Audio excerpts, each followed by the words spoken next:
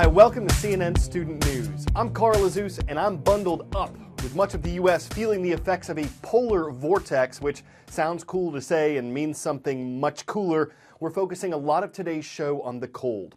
How cold is it? Well, in Chicago, the National Weather Service called it Siberia yesterday. Temperatures fell to 14 below zero. That was colder than the South Pole in Antarctica.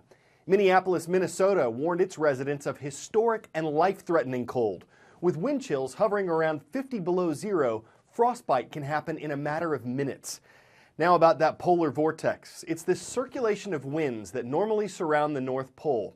But occasionally those winds can get distorted. They can dip south. And when that happens... Brutally cold Arctic air is spreading a dangerous deep freeze over half the country. The frigid blast forcing schools and government offices to close from the deep south to the northeast. The temperatures that we're talking about are deadly. This is a combination that is unlike anything we've seen in a long time. Nearly 140 million people will experience wind chill temperatures of 0 degrees or below by Wednesday. Temperatures the country hasn't seen in decades. In fact, Chicago, St. Louis, and Atlanta are all colder than Anchorage, Alaska. The conditions are very bad. The roads are really slippery. And it's not just the plummeting temperatures. A massive snowstorm battering the Midwest dumped up to 16 inches of snow in St. Louis. The iconic St. Louis Arch barely visible under the onslaught of snow. This is a dangerous storm. Driving conditions range from difficult to impassable. In Illinois, the entire basketball team from Southern Illinois University got stranded in the snow. Returning home from a game, their bus caught in the powerful winter storm. The team was stuck on the interstate for 6 hours before a tow truck was able to dig them out. But there's relief in sight. The sub-zero temperatures and snow will virtually be gone by Wednesday. See if you could ID me. I'm a type of flu virus that spread worldwide in 2009. My symptoms are like those of a typical flu, but I used to be known as swine flu because I'm like a virus that circulates in pigs. I'm H1N1, and I'm the most common strain of flu that Americans are catching this year. Of course, we don't catch it from pigs, we catch it from other people. And with flu season in full swing, millions of Americans are coughing, running fevers, getting chills and body aches, and unfortunately, passing it around. Just over the past week, the number of states reporting widespread flu activity jumped from 10 states to 25. Widespread means large chunks of states are reporting flu cases. The most common strain, the H1N1 virus, is affecting a lot of young people, particularly in the South. With proper care, it's not usually life-threatening, but it's sure not fun. So how can you avoid it? Doctors say the flu vaccine is a good start. It takes about 2 weeks before it's effective, though. Another way to protect yourself, wash your hands. Been exposed? Wash your hands. Ready to eat? Wash your hands. It makes the virus less likely to hit your body. We always enjoy taking a moment to recognize some of the schools recognizing us. It's time for the CNN Student News Roll Call. We're going to start out west with the Natrona County High School Mustangs. They're online in Casper, Wyoming. North Stafford High, you're on our roll. The Wolverines are watching in Stafford, Virginia. And leaving a legacy in Orlando, Florida, we're taking off with the Jets from Legacy Middle School. Our friends in Minnesota know about the St. Paul Winter Carnival, called the coolest celebration on earth. They've got some competition in northern China, and like the American event, you can't mind the cold. This celebrates it. If highs in the single digits don't keep you locked inside, the reward is carved artwork of snow and ice. Multicolored lights accent the frigid architecture, and as you might guess, it attracts tourists from all over the world who hopefully remember their coats. China actually offers travel packages focused on this event, but you might be wondering how all of this comes together. If you think you're pretty handy building a snowman, you might want to get yourself to northeast China. In what's billed as one of the coolest shows on earth, the annual Harbin Ice Festival, thousands of workers have been hacking blocks of ice out of the river to carve giant sculptures and make fairy tale palaces and castles. One of the main attractions this year, a replica church said to tower 150 feet high, all of ice and illuminated with computer-controlled displays. Of course, if you are coming, don't forget your thermal underwear. Organizers say you could catch frostbite. And that's with minimal trouble getting around in the snow. What do you do if you're in a wheelchair? There are all-terrain tires available that can give more grip. Some are wider, some are knobby.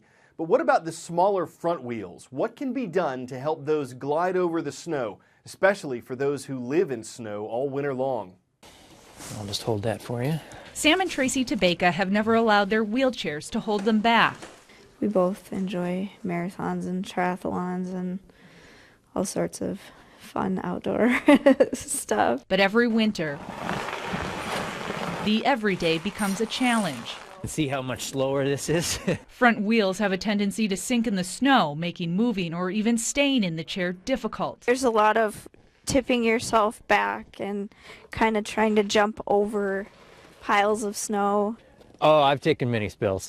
Now a new product has all but eliminated the seasonal obstacle. The Tabekas are the first Minnesotans to try out wheel blades. Oh, it's a huge difference, just for comfort and for feeling secure. Essentially small skis for the front wheels, the blades glide over snow and ice. We spend however many months out of the year with snow in Minnesota, and I mean, this is a huge thing. The biggest impact is in the daily routine. Small tasks that once took time and energy have never been easier. It definitely allows me to be more independent. A twist on cold weather culture that's now moving winter mobility forward. It's definitely changed, my outlook on what I can do in the winter on my own. Good stuff there. We're going to come in from the cold for a moment for a bit of spoken word. It's a kind of performance art. Can be poetry, can be monologue, and it can help a group of young people do everything from find their voices to cope with the troubles they face every day. Rinse, wash, repeat, repeat, repeat. Expressing themselves through poetry and finding like-minded youth with a passion for verse. Family. One of the most beautiful things that I've ever been a part of. Safety, it means growth, it means light. Co-founded nearly 5 years ago by then 16-year-old poet Natalie Cook, Atlanta WordWorks is a nonprofit empowering teen and young adults through poetry. Members say it allows them to be among their peers, unlike most groups, which are led by adults. Here's this organization that is kind of for kids, by kids, with kids, the whole step of the way. The thoughts first go on paper, then expressed in spoken word. Each student that comes to work with this organization, they find and develop their voice. Students like Yvonne, who's struggling with the likely deportation of his family, undocumented immigrants, to Mexico. He's not ready to face the possibility of leaving the only country he's ever known. And this is not just my story, this is the story of millions of people all around the United States right now. They're scared and I'm scared. And poetry is how Yvonne expresses his fears. It is said that when a child is born into a jungle, he has to be quick to adapt and survive. I chose this over actual therapy because I feel as though this heals me a lot more than anything else could heal me. Good to see you. And Yvonne's not alone. Many in the group are dealing with the kind of issues most young people face: peer pressure or divorce in their families. It's a physical process as well as an emotional and mental process. Free to share and free to inspire.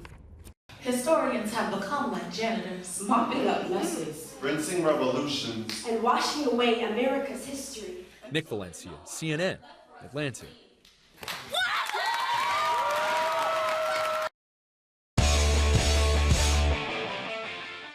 Back once more to Minnesota, where it feels like anything but a balmy beach. So a trio of brothers brought the beach to their home with a sculpted snow shark. That's one way to illustrate biting cold.